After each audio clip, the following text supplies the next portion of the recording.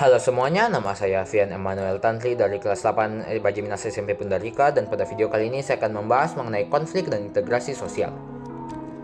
Pertama, saya akan membahas mengenai konflik.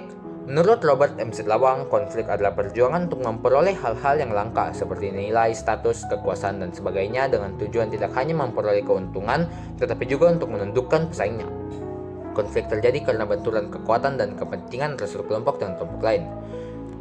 Ada beberapa penyebab dari konflik seperti perbedaan cara pandang, pola pikir individu, perbedaan latar belakang kebudayaan, kepentingan yang berbeda, kepentingan seperti di bidang ekonomi, politik, dan sebagainya, serta perubahan nilai-nilai yang terjadi sangat cepat. Selanjutnya saya akan membahas mengenai dampak dan cara penanganan dari konflik. Konflik sosial memiliki beberapa dampak seperti meningkatnya solidaritas anggota suatu kelompok yang merupakan hal baik, retaknya hubungan antar individu atau kelompok seperti perbedaan pendapat dalam suatu kerjasama tim, perubahan kepribadian para individu di mana kedua pihak bisa saja saling menyesuaikan atau mempertahankan kebenaran yang mereka yakini, rusaknya harta benda dan hilangnya nyawa manusia juga bisa terjadi, serta terjadinya akomodasi, dominasi, bahkan penaklukan salah satu pihak. Selanjutnya, penanganan konflik sosial bisa dilakukan dengan menghindarnya salah satu pihak dari konflik. Salah satu pihak memaksakan kehendaknya dan merasa bahwa konflik tersebut harus berakhir dengan kemenangannya sehingga mereka terus berjuang. Salah satu pihak menyesuaikan keinginannya dengan keinginan pihak lain. Kedua pihak mengorbankan sebagian tujuannya, dan kolaborasi yang berusaha memulai suatu pembicaraan antara kedua pihak dan mencari pemecahan yang memuaskan keduanya. Contoh kasus yang saya pilih untuk konflik ini adalah kerusuhan Poso.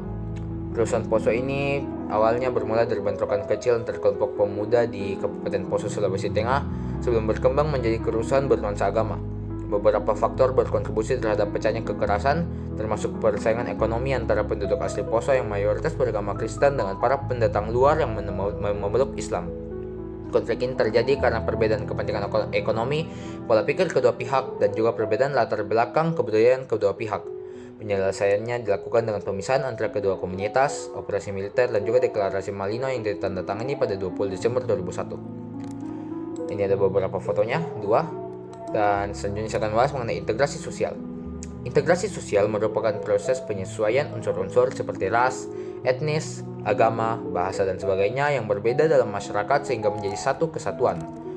Syarat terjadinya integrasi sosial menurut William F. Cockburn dan Meyer Limkov yaitu adalah: satu, anggota masyarakat merasa bahwa mereka berhasil saling mengisi kebutuhan-kebutuhan mereka. Kedua, masyarakat berhasil menciptakan kesepakatan bersama mengenai nilai-nilai dan norma. Dan yang ketiga, nilai dan norma sosial itu berlaku cukup lama dan dijalankan secara konsisten. Ada juga beberapa faktor yang memengaruhi cepat lambatnya proses integrasi sosial, seperti homogenitas kelompok, besar kecilnya kelompok, keseringan datang dan perginya anggota suatu masyarakat, serta efektivitas dari komunikasi. Selanjutnya ada beberapa bentuk-bentuk dari integrasi sosial. Yang pertama adalah integrasi normatif, integrasi yang terjadi akibat adanya norma-norma yang berlaku di masyarakat. Integrasi fungsional, integrasi yang terbentuk sebagai akibat sejumlah masyarakat yang melihat fungsi tertentu dari mereka masing-masing. Dan integrasi koersif, integrasi yang dilakukan dengan cara paksaan. Ada beberapa proses dan faktor pendorong integrasi sosial. Prosesnya ada dua, seperti asimilasi, bertemunya dua kebudayaan atau lebih yang saling mempengaruhi sehingga memunculkan kebudayaan baru dengan meninggalkan sifat asli tiap-tiap kebudayaan. Dan yang kedua adalah akulturasi, proses sosial yang terjadi bila kelompok sosial dengan kebudayaan tertentu dihadapkan pada kebudayaan asing sehingga kebudayaan asing tersebut diserap atau diterima.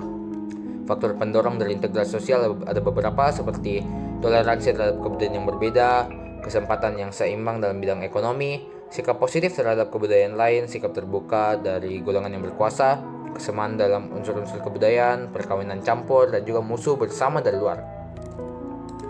Ada juga contoh kasus yang saya pilih adalah tragedi Kanjuruhan pada 1 Oktober 2022 yang memakan korban 718 orang dengan 135 tewas dan 583 terluka. Tragedi Kanjuruhan memberikan tamparan keras kepada seluruh masyarakat Indonesia, khususnya supporter sepak bola dari berbagai tim, dan memaksa mereka untuk mengakhiri rivalitas yang sudah terjadi selama puluhan tahun dan menciptakan sebuah perdamaian antar supporter. Ini adalah contoh dari integrasi sosial koersif di mana pihak yang terlibat terpaksa berdamai karena korban yang tinggi. Ini ada satu foto. Dan demikian video saya pada kali ini. Saya akan tutup dengan ucapan terima kasih.